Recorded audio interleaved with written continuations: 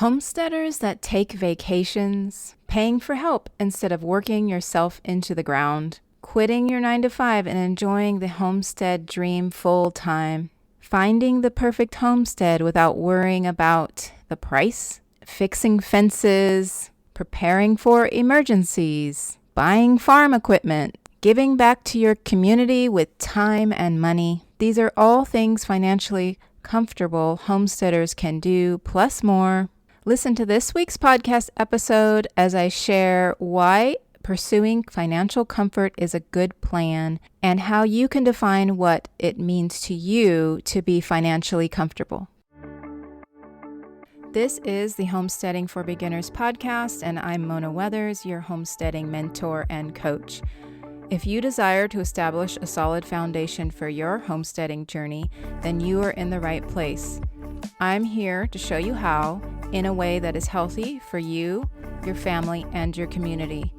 I'll share stories from the past 20 years of my own journey and offer you actionable steps you can take to start and maintain a healthy homestead.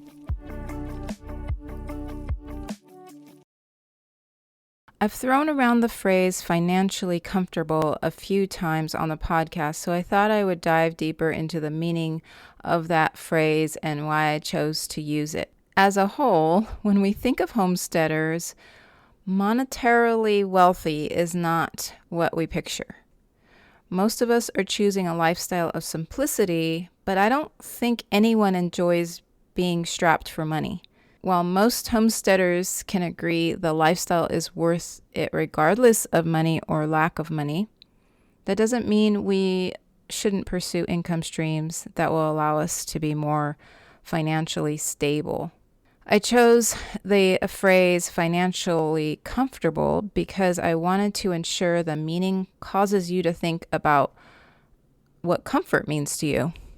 Since comfort is subjective and it means something different for each one of us, you have to be an active participant in the definition for you. I could have chosen the word freedom or sustainable, but those words didn't seem to be quite the right fit. Comfort, I think also people tend to think of comfort as a bad thing. And I think sometimes people feel if they're not suffering all the time or part of the time, then they're not worthy of what they have, or like they feel lazy. Or we may also think of comfort only when we're thinking of leisure. But I see financial comfort as the ability to have a steady flow of income coming from multiple sources that allow you to have wiggle room, a good wiggle room, to enjoy your life without working yourself into the ground, and being able to go on vacations and helping people freely with your time and money. Financial comfort does also include freedom, but as well as sustainability. So it's like you can be financially free, but working like a dog. You can be sustainable, but have no wiggle room. But if you're financially comfortable, to me, that means having both. I've shared in past episodes my thought on 3 income streams in episodes 13 and 22. These 3 income streams are just starting points.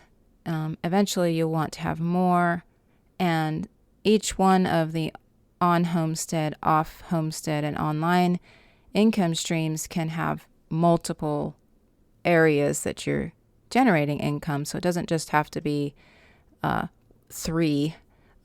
They're just kind of the foundational steps to creating an income that is sustainable. I like to try to give you some action steps to take after listening to my podcast or because of my podcast. And this may just be some mental notes to make and just to think about wherever you're listening to this. So here's some questions you can ask yourself. If money wasn't an issue, where would you be spending your time? Like, what experiences would you want to have for yourself and share with others, like your children and your spouse and your parents, perhaps,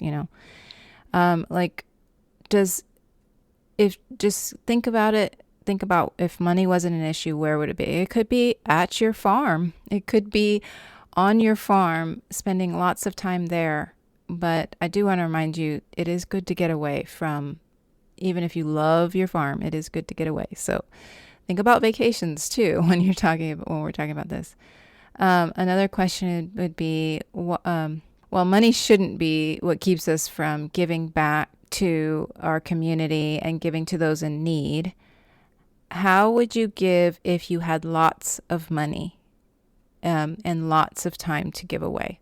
Like, how would you show up for other people? Because I asked this question because we could, if we didn't have a 9-to-5, if you didn't have a 9-to-5, and that wasn't, if you weren't strapped to that time frame, or, working 45, 60 hours a week or whatever, and you were able to show up for other people, how would that look like? What would that look like to you? To me, that's where the comfort comes in. It's like I'm able to give freely my time and money. It's not a selfish comfort, I guess is what it is. It's not a selfish comfort. It's a giving comfort. So if you have what would your giving comfort be? And your selfish comfort, like, it's okay to be selfish sometimes. It doesn't have to be a bad thing either. Thinking about the things that you enjoy is a good thing, because that's how we figure out how to live our life fully, right? Think about your selfish comfort and how that looks for you.